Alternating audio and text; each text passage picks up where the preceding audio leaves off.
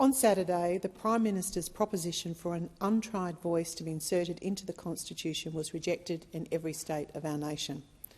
The result could not have been more conclusive. According to the current count, 63.8% of my home state of WA voted no, as did 72.2% of my electorate of Durack.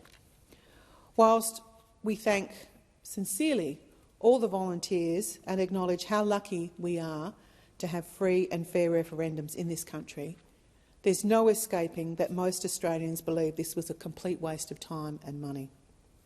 The referendum cost taxpayers $450 million during the most extreme cost of living crisis in decades, a referendum that delivered nothing except division.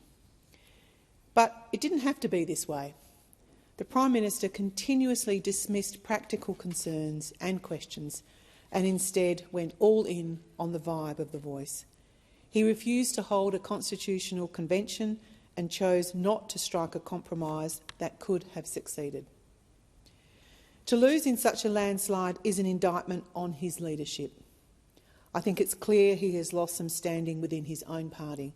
Indeed, by the looks of the faces sitting opposite me over the last few days, I think it's more than just a little bit of standing. This week we have seen the government's support for Israel be undermined by his own caucus.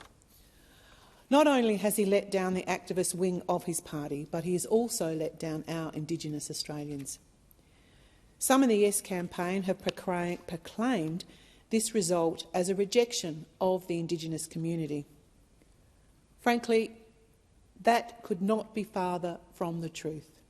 Yes and no voters alike have expressed that the status quo is not acceptable and that they want us to support our most marginalised. In fact, I would argue that there has never been more focus on Indigenous advantage in this country. To do so, I argue that we must begin by being honest about the problems that exist. This means not being afraid to challenge the politically correct climate and focusing on the programs that we know work and are desperately needed.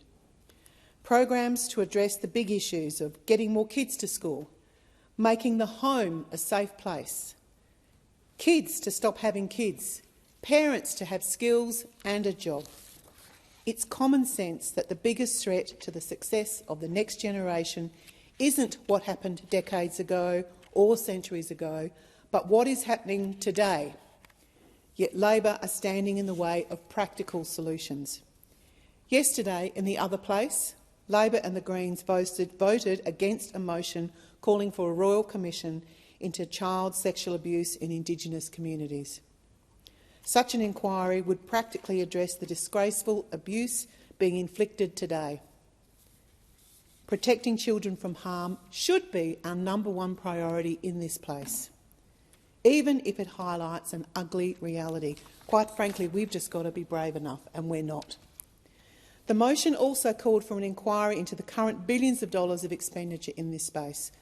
An audit would be a good step in acknowledging the waste, mismanagement and perhaps fraud that has occurred in this space and distinguish the worthiest programs.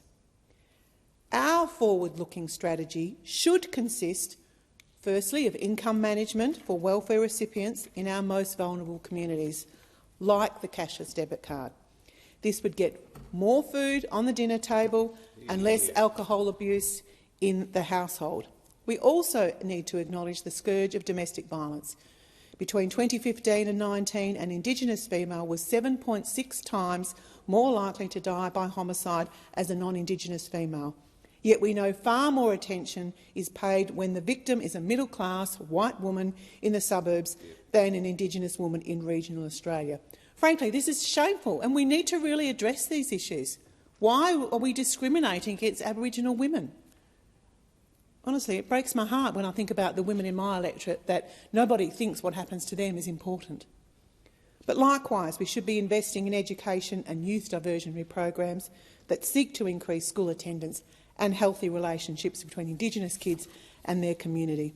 I just want to mention two wonderful women from my electorate I met last night, Saka and Keita, who are participants in this year's National Rural Women's Coalition Leadership and Advocacy Muster. Thank you for your leadership. Thank you for standing up, putting your head above the parapet and trying to find solutions for our Australian Aboriginals. Member for Durack, and I call the member for Blair.